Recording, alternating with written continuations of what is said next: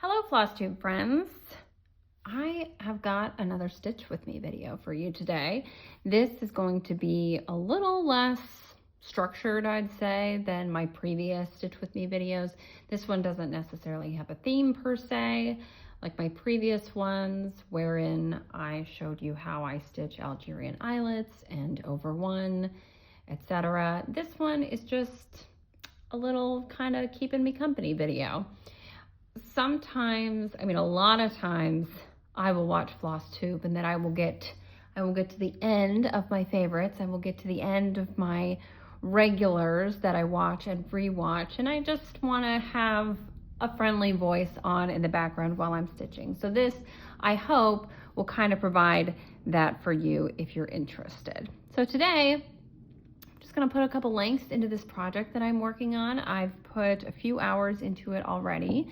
And I thought coming up, the next steps I'm going to take are going to be some simple straight lines. And I thought that'd be a good opportunity, no hard counting while recording a video, right? Recording a video and chatting. I don't want to have to do a lot of counting when I'm doing that. So I thought this would be a good project to work on and to just have a little chat, I guess. It's a one-sided chat, but I hope you guys will leave comments and questions and any feedback in the comment section below. So let's go ahead and get started. I'll show you what I've got going on here, what I have around me. This is the project I'm working on. This is a Hands Across the Sea Samplers chart. This is Mary Ann Fitzgibbon, and this was purchased for me by some friends at Hobby House. They went to a retreat recently. This was available at the store, but this is Mary Ann Fitzgibbon. This is an Irish sampler. I love it because it's so colorful and it has a lot of eyelets. And as I mentioned before, I did do a video showing how I stitch Algerian eyelets. So if that's something that you've been struggling with, or you're just interested in seeing how I stitch eyelets, you can go check out that video. I will link it below. So I'm going to take my chart and I'm actually going to put it over here on this stand. You can see the bottom edge of it. This is a wooden and acrylic cookbook stand that I got at Crate & Barrel years ago, and it's really great for holding my chart. I know a lot of people have stands that are made specifically for holding cross-stitch charts. Those are great. This one, it was so inexpensive though, and why, if it can hold cookbooks, it can hold cross-stitch charts, right? I also have my favorite pair of scissors. These are Golden Forge scissors, and you can purchase them at a few different shops. You can also get them at hoopandframe.com. I have shown these before. I just love them. They have a really sharp point and really thin blades right at the edge there. So I love those. They come in a few different colors. I got the cream.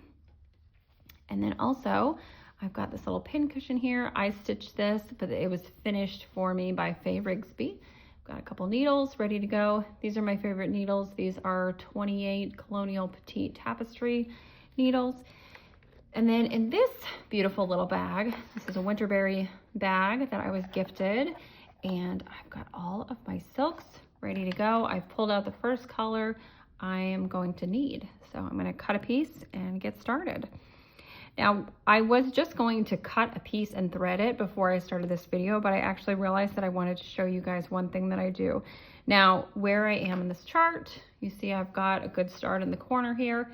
I'm actually going to stitch a long aqua line right along here, kind of go up to meet that aqua and go back down a little. I'm going to make like a sideways T is kind of what I'm going to do. But I wanted to show you something, a little trick that I figured out along the way. I'm sure a lot of you do something similar to measure out thread that you need, but I thought I'd go ahead and show you. I know that I'm going to want to stitch from here to approximately here and then some.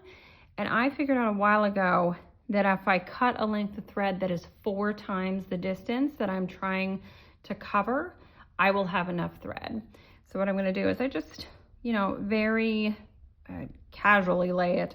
This isn't an exact science, but I go 1, 2, 3, 4, and that gives me a nice long length of thread. This is probably longer than what you may be used to dealing with. This is certainly, this is at least 18 inches long. I know a lot of people when they're working with silks. They say they don't want anything much longer than 12, 18 inches at the max, but I go really long.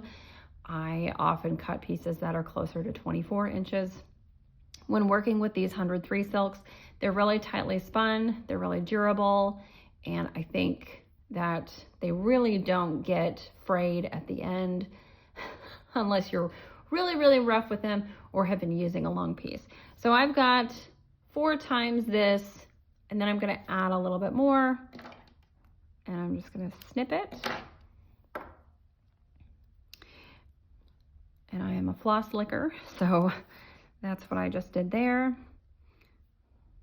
With these 103s, oftentimes you don't even need to lick the floss, but it's just habit. So that's what I do. Okay. All right, so I've got my threaded needle all ready to go. Now the easy thing is I can look at my pattern, I can reference my pattern, it's right here to my right, but I know that I need to start a line below this X and Y. That's what I'm going to do. So and I need to leave a space of one stitch below that X. Okay, so I'm just going to kind of stick that in there. I don't do a waist knot or anything like that. What I kind of do is like a little waist tail. I don't even know what you would call this. So I put the needle in, leave a tail, and then go, I don't know, half a dozen stitches in one direction. Now this really works the best when you're doing a straight line of stitches. When you've got a bunch of zigzags or stitches all over the place, you've got to figure out a different way to do it. You can do a pin stitch, or you can do a modified version of this, but it does work really well when you've got a straight row of stitches to do. Okay, so I've made sure to secure that tail with the first stitch, I should say. And yes, I flip in the beginning just to ensure that I am securing that tail. So if you can see that, I'm securing as I go. I covered this in a previous video in which I showed a new start, how I go about a new start, kind of showed how I secure tails and all that. Okay, so I'm going to continue on past the X. Again, I refer to my pattern as needed, but as of right now, I'm pretty good to go. Just gonna go straight up and meet this aqua up here, and then go back down. I hope that the picture is focusing for you. I hope that you can see everything easily. This, as you can tell, is, I'm using 103 silks, which are the spooled silks from Auvert-Soie. I should say Auvert-Soie produces a few different types of silks that they put on spools. They produce Soie Gobelin, which they put on spools, and they produce Soie Perlée, which they put on spools, little wooden spools, which are actually really cute. Kind of wish they would put everything on wooden spools, but I understand why they don't. I get it.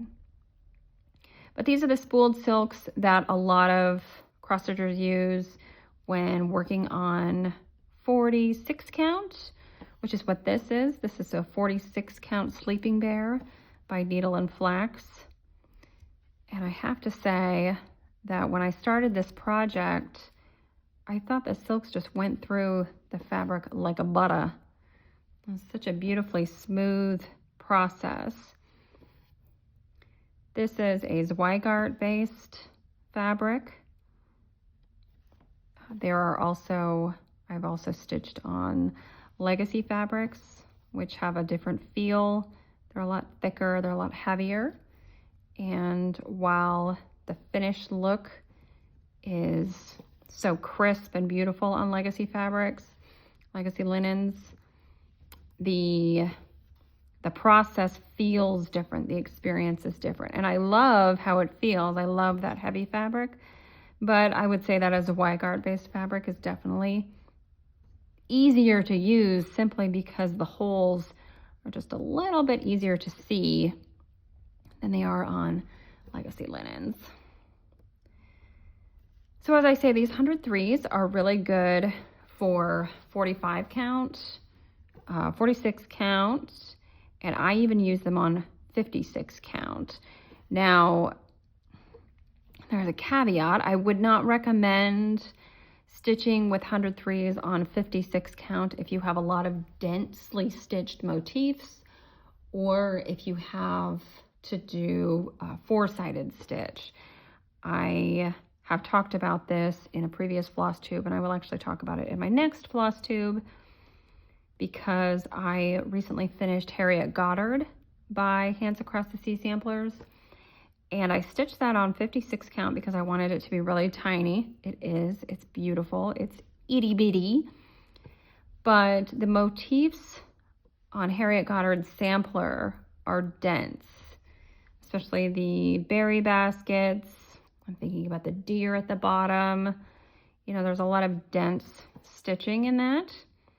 And the 103s made really nice, full, puffy stitches, but it got a little tiresome at times. There is also a tiny bit of four-sided stitch on Harriet Goddard. They make up a little diamond motif, two of them, at the bottom near the deer. And for that, I used Soie sur Fin, which is another spooled silk produced by Auvera Soie. It is pretty much just like the Soie 100.3, except it's thinner.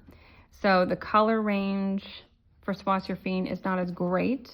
It's not as varied as it is for the 103s, but there are some exact matches. So if you're working in tight areas and you have been using 103s, but you need something a little bit thinner, or perhaps you're doing some over one on your project, you want to match the colors to your 103s, you may be able to do that with some Soie sur Fin.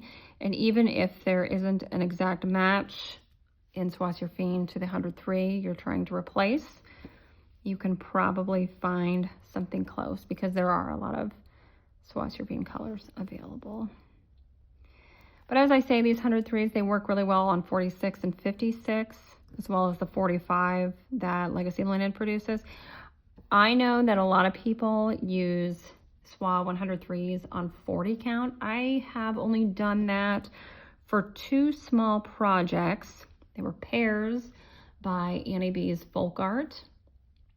I liked the coverage, but again, it's like a small sampling, right? And it was just letters and some viney motifs, sort of. So I can't say that I would necessarily like 103s on 40 count for a sampler.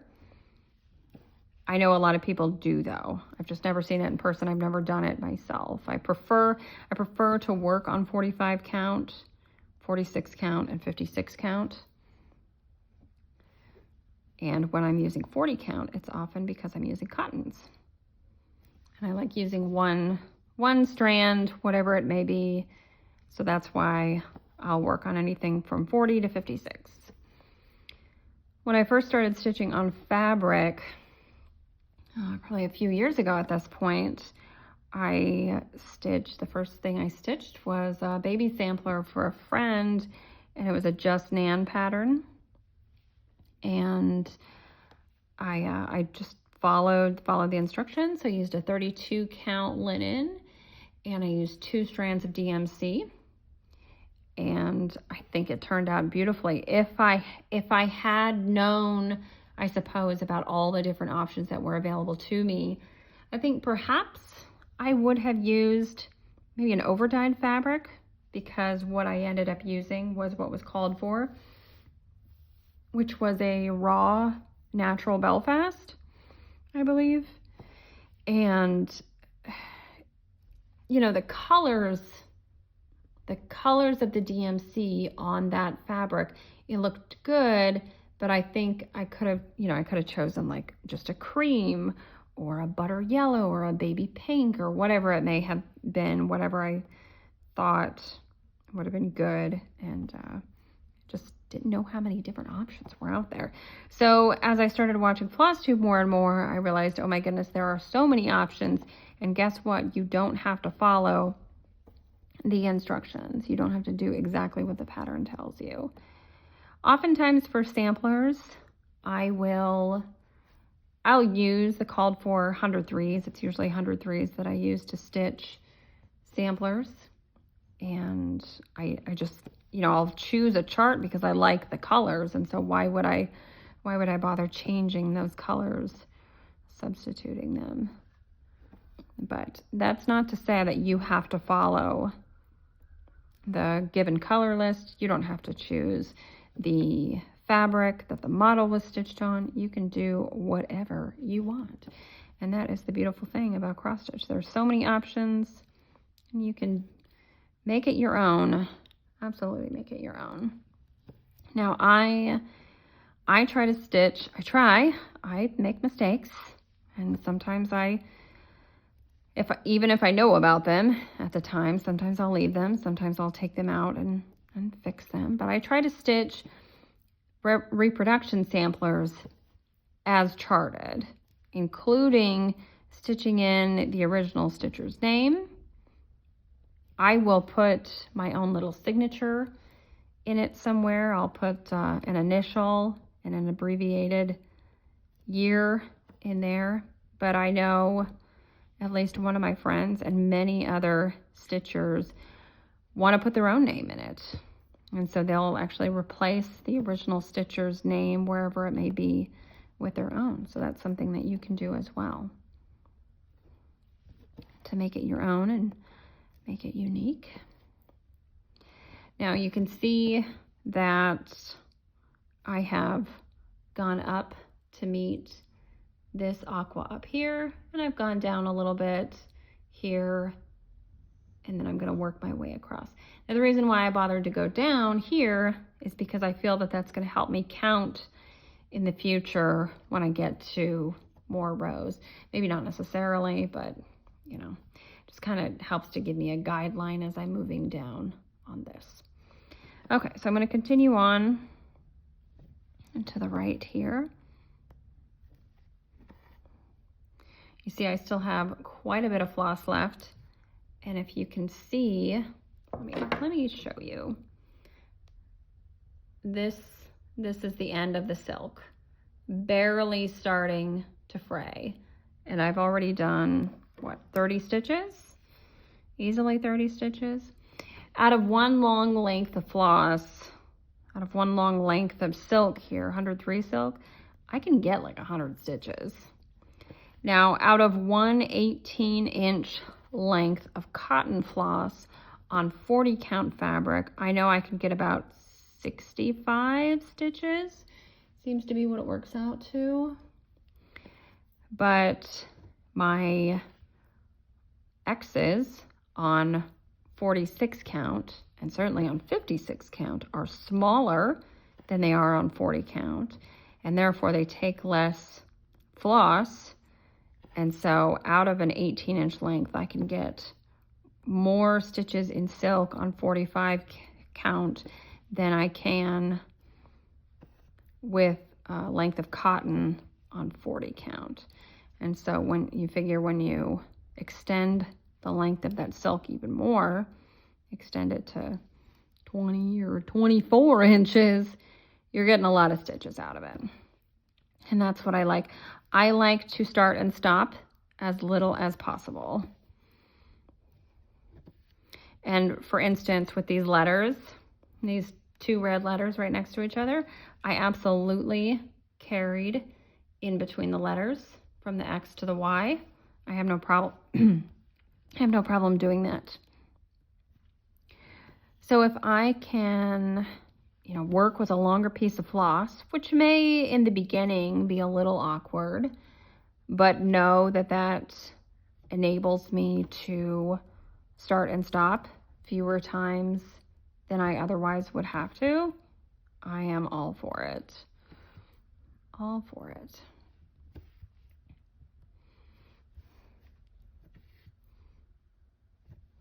Why don't you guys let me know in the comments below what you're working on? as you're listening to this, you don't necessarily need to be watching, but what are you working on? Right now we're in the month of September as I'm filming this, Sampler September.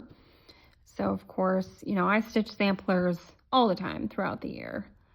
As I say, I started stitching on linen, it would have been almost 3 years ago.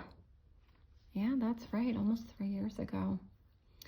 And, the more Flosstube I watched, the more I learned about different designers and fabrics and fibers, flosses, etc.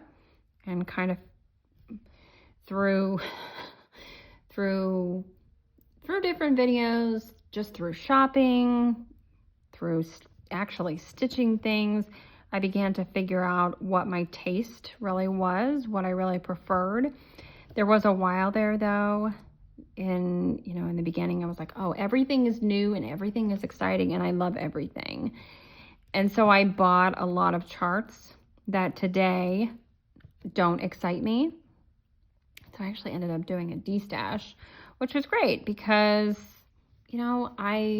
I bought those charts, then destashed them, but somebody else then got a deal buying for me and they're happy. They've got a chart that they're excited about and I got it out of my house and that's great.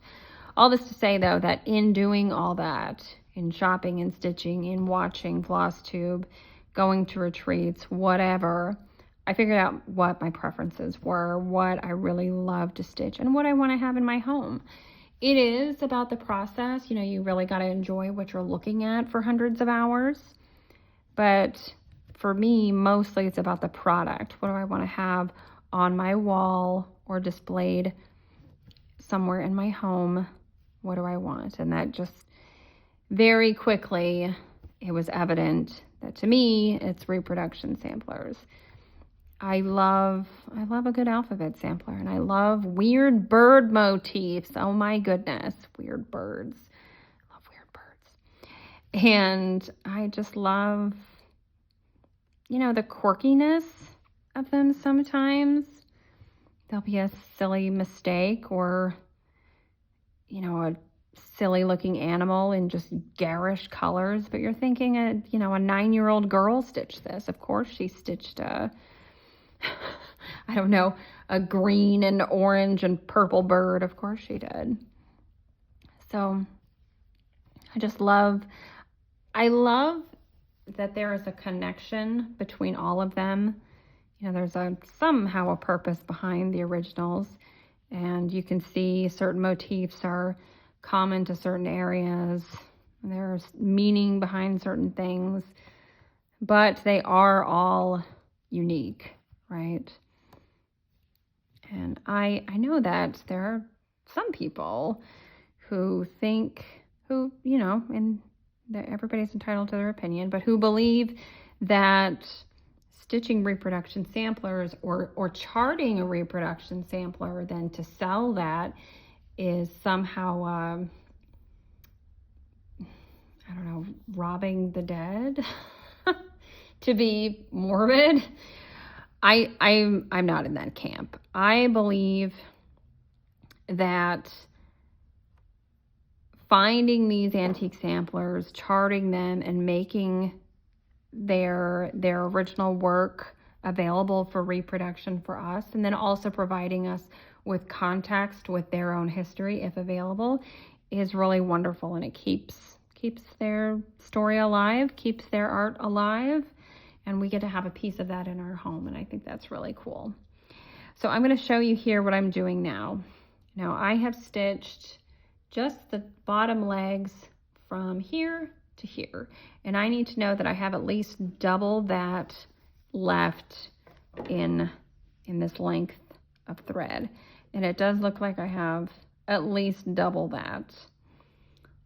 But I need to also ensure that I have enough to work with at the end to secure my tail and whatnot. So I'm going to go ahead and work my way back. Again, I hope this is focusing for you. But if not, you may not even be watching anyway. You should just be stitching, working on your own Sampler September projects.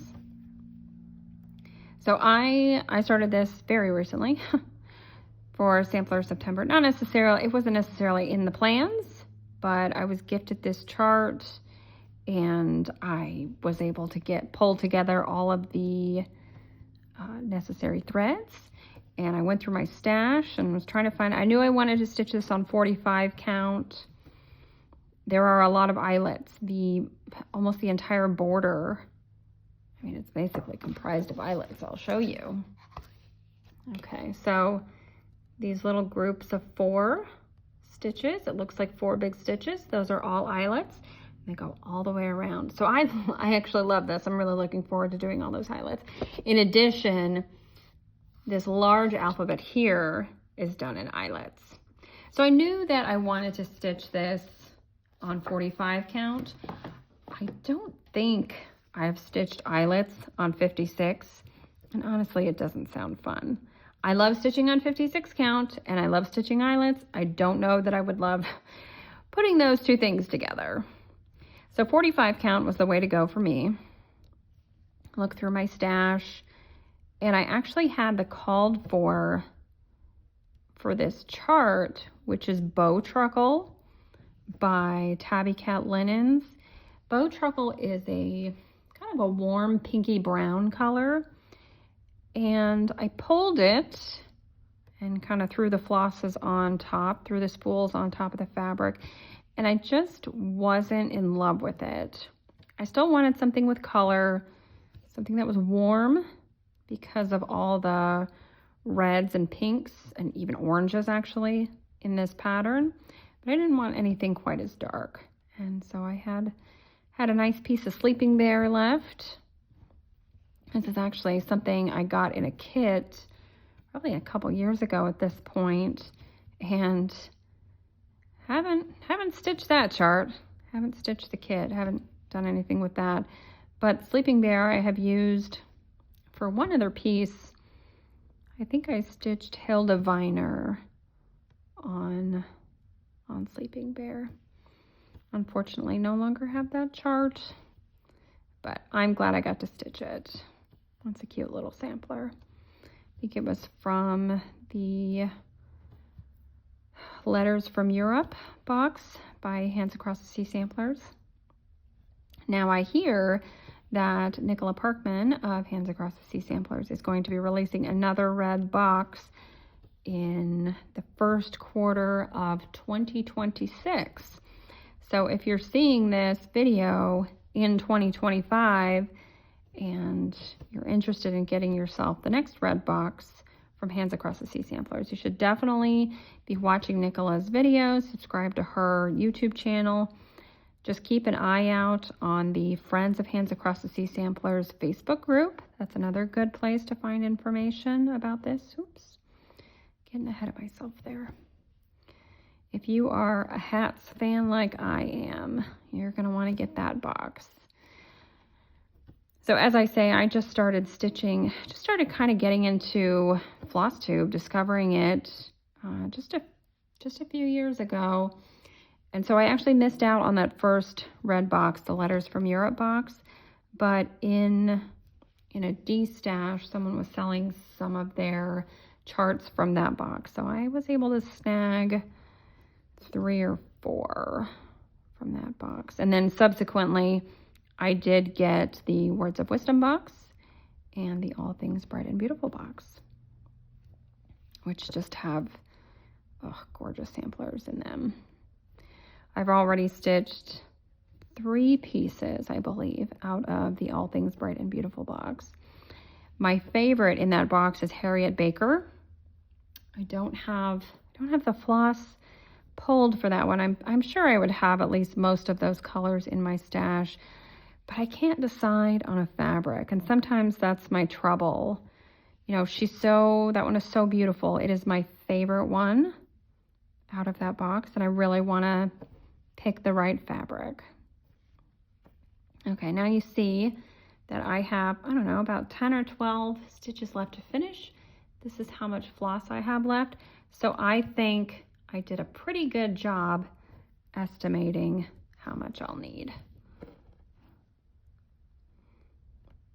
And if you're curious, this is a Hardwicke Manor hoop. This is the square round.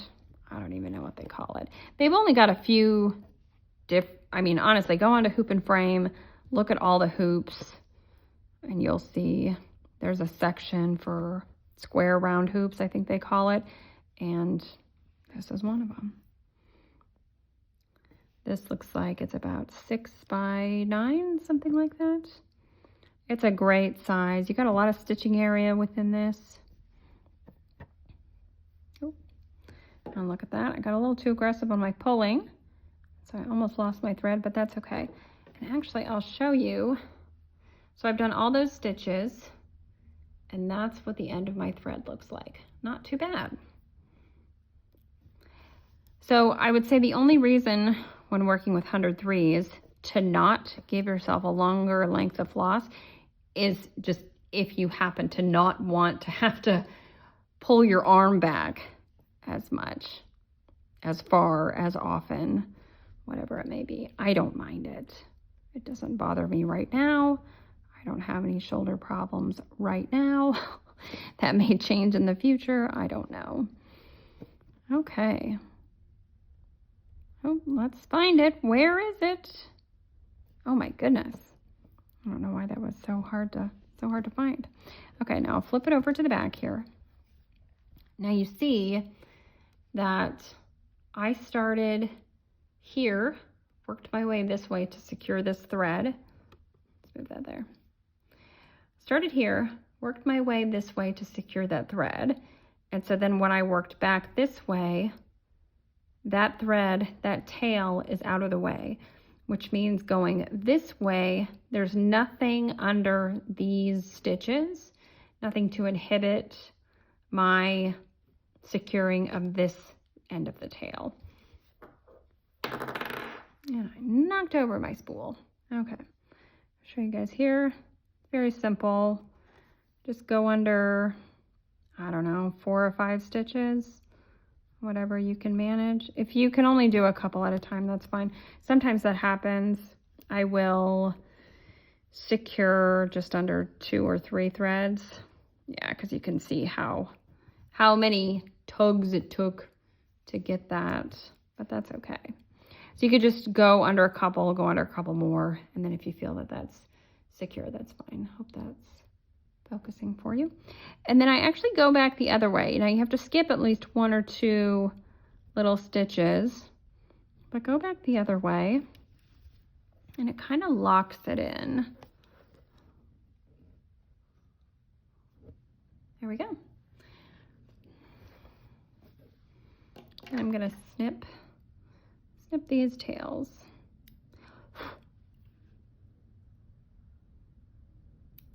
And I love my Golden Forge scissors. Now there are plenty of other scissors that will work just fine to snip tails, but if you are an avid pin stitcher, I would really recommend these scissors because of how sharp they are, how fine a point you can get with them. Okay, I think the next thing I'm gonna do is to start. Let's see. So I just did this aqua line. I did a portion of it. I'm going to start this green line here that will make this band of flowers, I think. They kind of look like the flowers from Mario, don't you think? Like big and bulbous and red. So that's what I'll go ahead and do next. I need to ensure I'm going to pick the right color. Let's see. That symbol is 271, which is a really fun color. Look at this, 271. This is just wild. It's a wild green. It's like Emerald Isle, which is perfect because this is an Irish sampler. I think it's hard to capture here in the video, but it's a gorgeous color.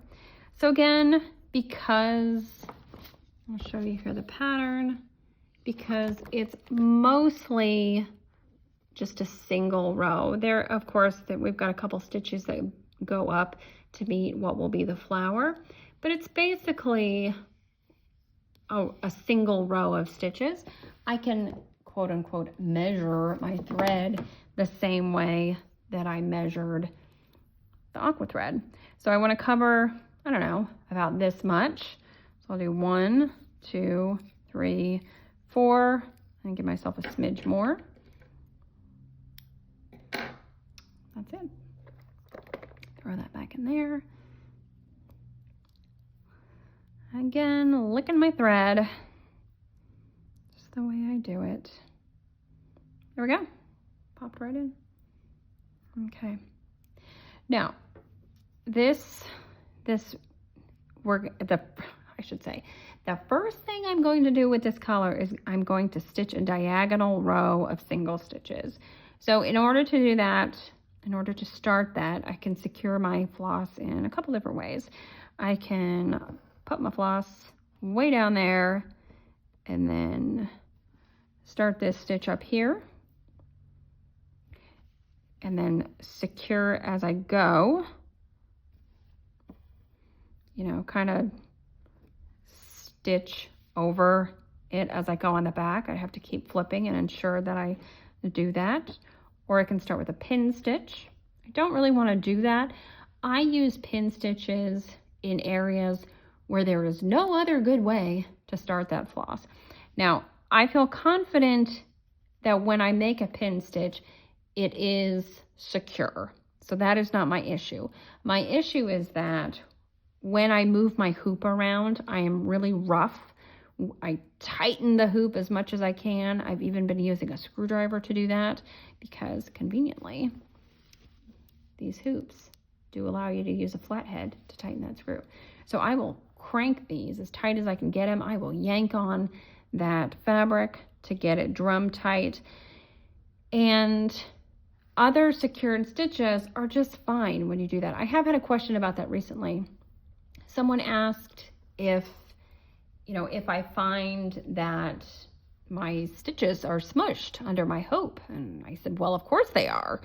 But when I am all done with the project and I take the fabric out of the hoop and I give it a good spritzing and I iron it, everything just kind of goes back to how it's supposed to be. And then you send it off to your framer and she stretches the heck out of it and it's fine. So yes, stitches absolutely get smushed under the hoop, and 99% of the time they're fine. But with a pin stitch, you know, it's just that little bit more fragile, just a little bit. So if I can, in some other way, secure my thread as I'm starting by maybe anchoring it under itself or some other stitches that are already there, I'm going to do it. But I will go ahead and actually show you guys how I do a pin stitch. Now, a couple different floss tubers have pin stitch tutorials, including Nicola Parkman, and so I will go ahead and link those below if I can find those. But I'm going to show you how I do it. Now, it may be hard to see because I can't get my camera super tight in, but you are able, as you're watching this, you can zoom in on a video. I think you just do the pinch and zoom method. Okay, so to do a pin stitch.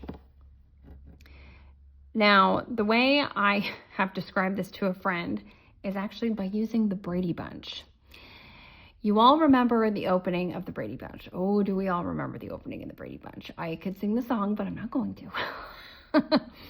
So, you remember that the girls are on the left and the boys are on the right, and Carol's on the top, and Mike is on the bottom, and Alice is in the middle, right? Okay. So I kind of use the Brady Bunch to explain your stitch, how it goes over certain threads, right? Threads of your linen. Okay, so the left side of your stitch, actually, you only think that there are 2 holes, but there are actually 3 holes, right? Because there's that one in the middle that you don't use. Well, that's Jan. Poor Jan. She doesn't get used, okay? All right. And Alice is right here in the middle. And the middle of what will be your stitch, because we've got top left, bottom left, top right, bottom right. So we're gonna go right down into Alice.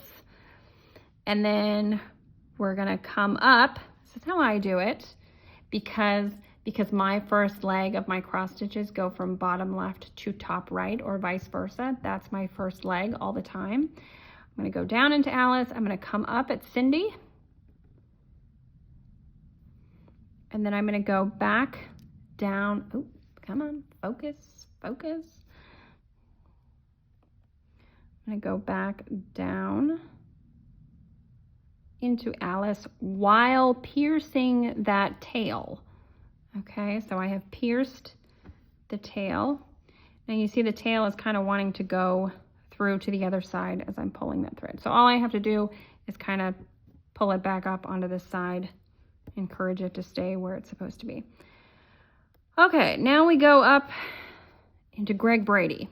Come up at Greg. I hope this is not absolutely ridiculous. It is ridiculous. This is ridiculous, but this is how I have figured out how to explain the pin stitch. Okay. Then we go back down into Alice again. Oh my goodness. Okay. The reason why it's so problematic is because I'm trying to pierce this thread while going down into that hole, because that's really what's going to secure your thread. Piercing it both ways.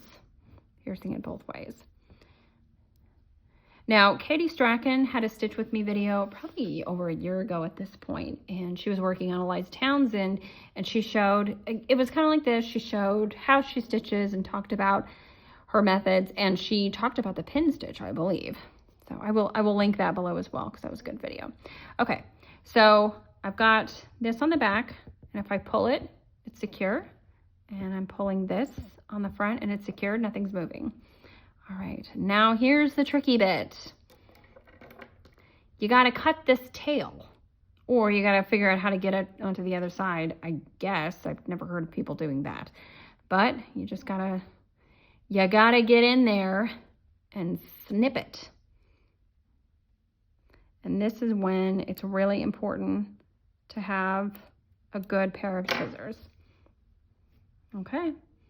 There we go.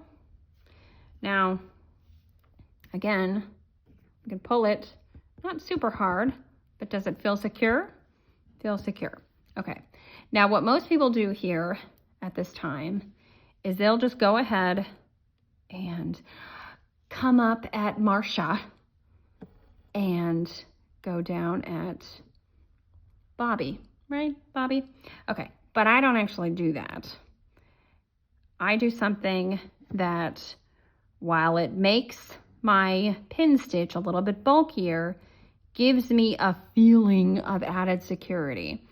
So one last time, trying not to pierce any threads this time, trying not to drag any threads. I come up one more time at Cindy, go down again at Greg, and that way I feel in my heart it's a little bit more secure. And then I go ahead and finish that stitch. Now, as I say, it adds a little bit more bulk to that stitch. Such a tiny little amount though, a tiny little amount. And it gives me such, you know, a good feeling of added security that I think it's worth it. So, but you have to decide what's right for you. And there's the back.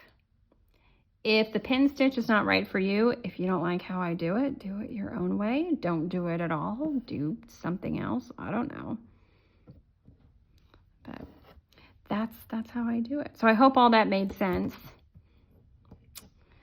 And thank you for listening to my ridiculous explanation of the pin stitch. I haven't actually watched the Brady Bunch in a really long time. When I was young, the Brady Bunch movie came out. Do you guys remember that? With Christine Taylor. And they actually got Davy Jones. Yeah. Oh man, that was awesome. Love Davy Jones. Love the Monkees. You guys have a favorite Monkees song? It's probably like Daydream Believer or something, right? Yeah, I'm trying to think. That's not my favorite monkey song. I'm trying to think of what my favorite monkey song is. I would just guess that that's yours. Who's your favorite monkey? How about that? Yeah. Is it Davy or Peter or Mike or Mickey? It's Mickey. Mickey's the best. All right, we're kind of going off on a tangent here. It's all nonsense. All right. So I'm continuing on here.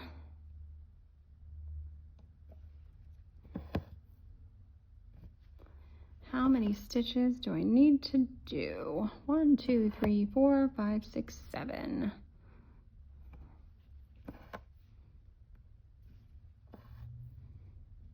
One, 2, 3, 4, 5, 6, 7. I do have a Valky-Pataki stand, and I do use that quite a bit to save my wrist, basically, keep it from fatiguing, you know, from holding this hoop. But even when I use that stand, I do not stitch two-handed. I don't have one hand above and one hand always below and just feed the needle back and forth. That's not how I like to stitch. I always keep a finger, a hand back here to feel the needle, to feel the thread as it goes in and out, because in that way I can tell when there are knots, at least most of the time. I catch most of my knots that way. Every once in a while, I'll flip it over just to check, make sure things are behaving as they should. All right, see? Well, that one, I felt the knot just by trying to tug the thread through, but I could also feel it with this finger back here.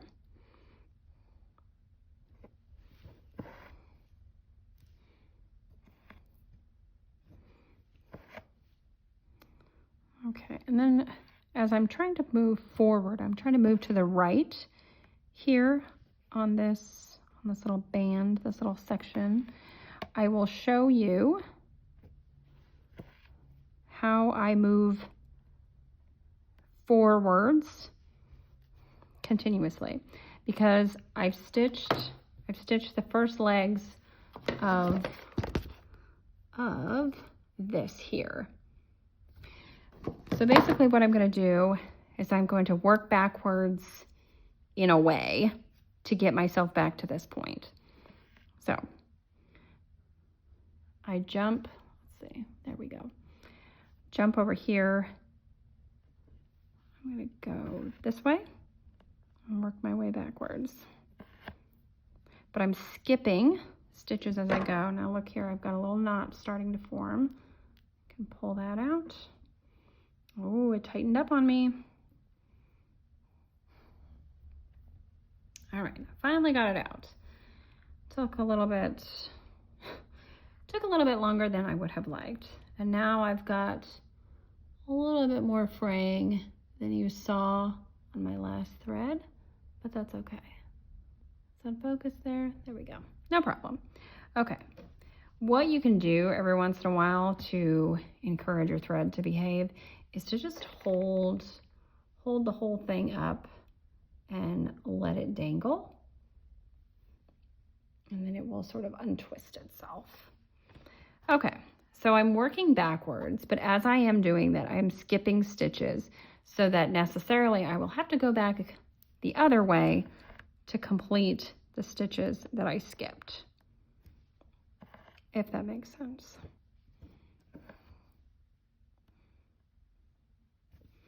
This works really well when you have groups of 3 stitches. You're trying to constantly go forward. You can do 1, 2, and then 3. 1, 2, 3, and then continue to move forward. Hope that makes sense. Maybe not. I'll demonstrate that at some point if it comes up. But yeah, this technique, if you can call it, just resulted in my having to move forward and wanting to do it efficiently. You know, of course you could do all the stitches one way, do all the stitches back the other way, and then on the back run your thread underneath some stitches to get back to that other side in order to move forward. You can always do that. There are different ways that you can do this. Okay, so I've done that first little section on that band. So now we're going up at a diagonal again. Oh, this wants to knot, doesn't it? There we go. Sometimes you can just yank on them and they'll pop right out. Sometimes they're a little bit more difficult. Like that? What is that? There we go. But you see how I just gently pulled it back and it unknotted itself. It gets a little excited. Okay. Going at a pretty good pace here. So I think I'm going to have 6 stitches. 1, 2, 3, 4, 5, 6. That looks right. Because we had 7 on the other side. But here the 7th would be the start of that straight section across the top.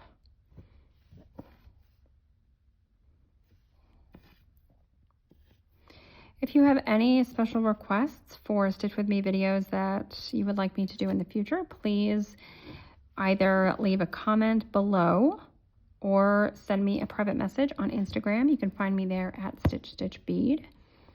I do have, I have a list, a working list of requests, so don't worry, I will get to those various other stitches in the future. I just have to do it as time allows. But if you're interested, please check out my other videos on my channel. I have a lot of Flosstube episodes in which I show whips and finishes, new starts and all that jazz. But I've also got, as I said, a video on Algerian eyelets and one showing how I stitch over one.